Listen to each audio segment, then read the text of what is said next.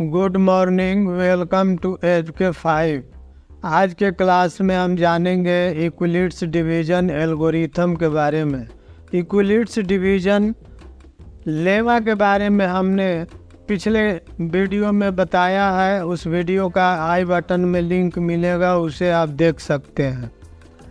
आज हम बात करेंगे यूक्लिड्स डिवीज़न एल्गोरिथम। जैसा कि आप जानते हैं, यूक्लिड्स एक वैज्ञानिक थे, मैथमेटिशियन थे, और डिवीज़न के बारे में आप जानते हैं, एल्गोरिथम के बारे में भी जानते हैं। लेकिन यहाँ पर एल्गोरिथम कैसे कार्य करता है उसे समझना है, यानी डिवीज़न का एल्गोरिथम कैसे काम करता है उसके बारे में हमें समझना है और आगे के लिए अपना मैथ सॉल्यूशन का रास्ता खोलना है। तो सबसे पहले हम जानते हैं, let us start solution.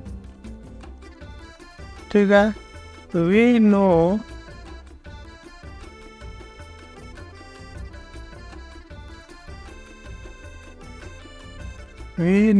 that A is equal to BQ plus R, where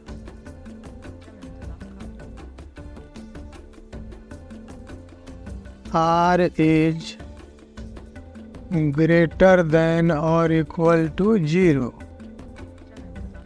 R is less than B.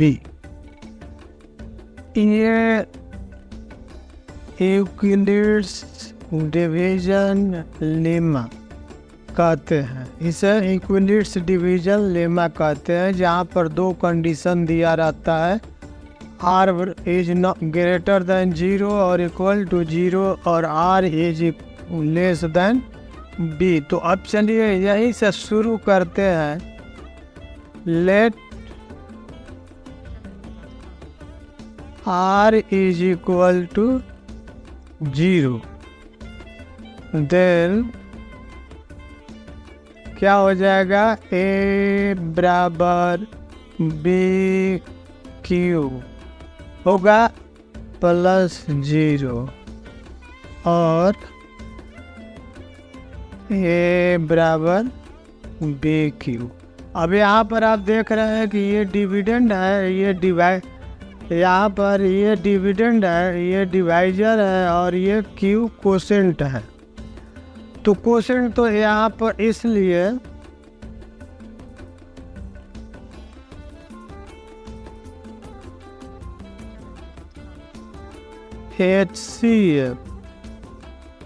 HCF of A and B, ये दो डिजिट है, is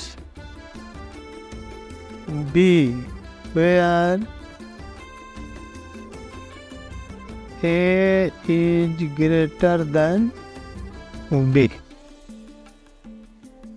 अब यहाँ चूँकि B से हमारा रिमाइंडर 0 हो गया, तो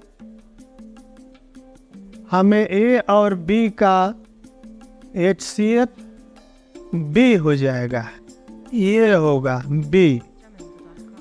यहाँ पर आप देख लीजिए कि A B Q, और जैसे अभी आपको मैं बता रहा हूँ कि अगर हम B से डिवाइड करते हैं A को, और कोसेंट मेरा Q है, और यहाँ मान लेते हैं कि हम BQ हो गया बटा, अब ये आपका 0 हो गया। ठीक है, अब ये BQ नहीं,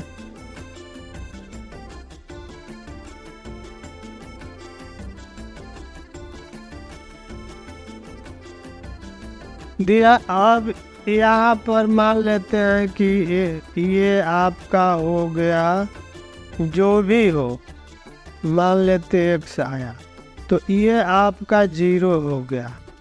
तो अब तो सिर्फ दो ही चीज़ बचा ना, दो डिजिट B और A, या का ये A और B, तो चूँकि b से a पूरी तरह से भाग लग जाता है, कट जाता है, रिमाइंडर 0 हो जाता है, इसलिए ये b जो है आपका HCF होगा, है ना। समझ गए यहाँ तक कि b is HCF of a and b। a और b 2 लेटर दिया है, 2 डिजिट्स है जिनका HCF हमारा b होगा। चूँकि a बड़ा है b से तो b से ही हम भाग देंगे a में, और a में भाग दिए तो q टाइम्स में ये 0 हो गया।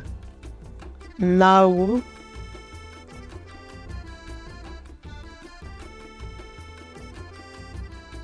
r is not equal to 0।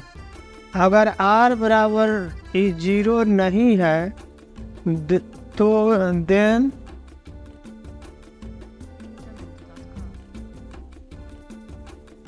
a बराबर b q प्लस r ये हो जाएगा।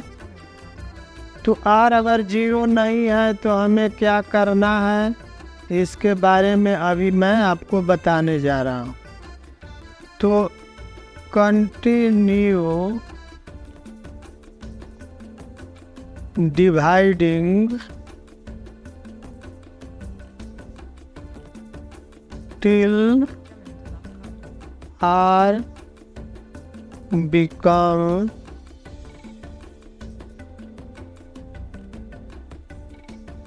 जीरो। हमें तब तक कंटिन्यू करना है डिवाइडिंग जब तक कि r मेरा 0 नहीं हो जाता है। तो ये है इक्विलिट्स डिवीजन एल्गोरिथम। अब इस पर एक एग्जाम्पल मैं आपको बता देता हूँ। एग्जाम्पल हम आपको बता रहे हैं। Calculate the HCF of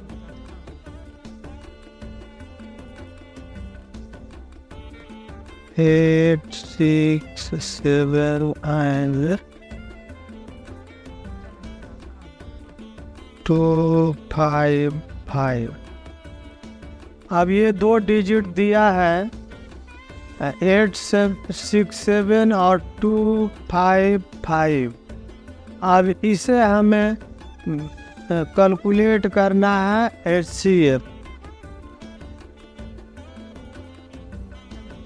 8, 6, 7 is greater than 2, 5, 5। इसलिए 2, 5, 5 से हम भाग देंगे 8, 6, 7 से। अब ये हमें आ गया है आपको 3 टाइम्स में। क्वोशेंट कितना होगा, 3 होगा। तो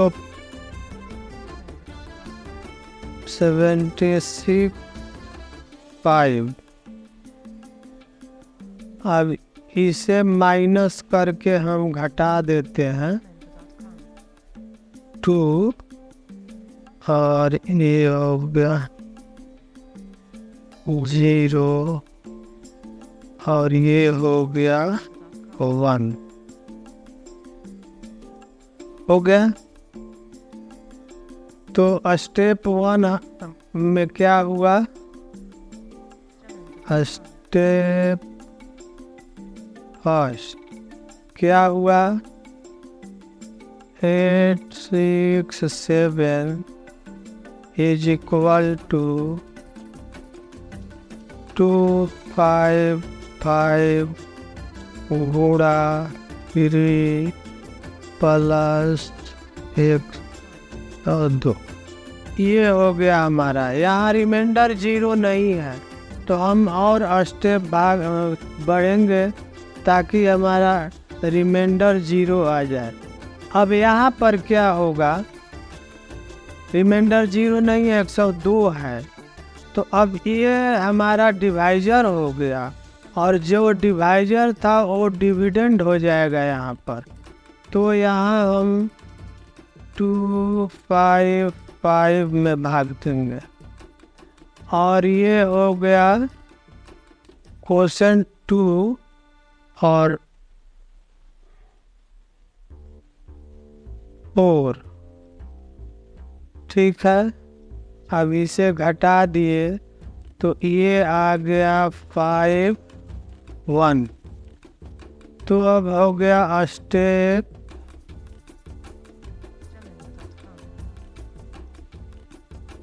2।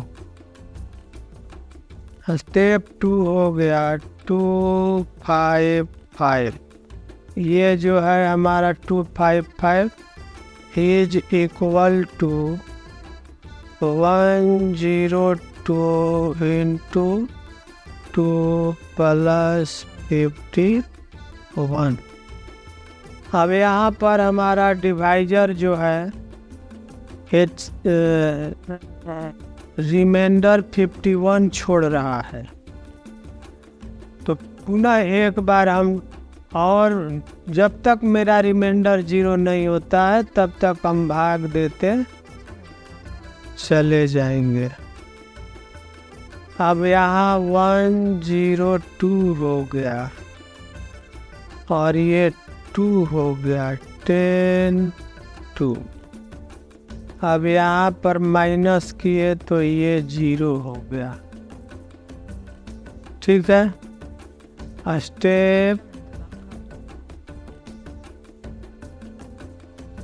3।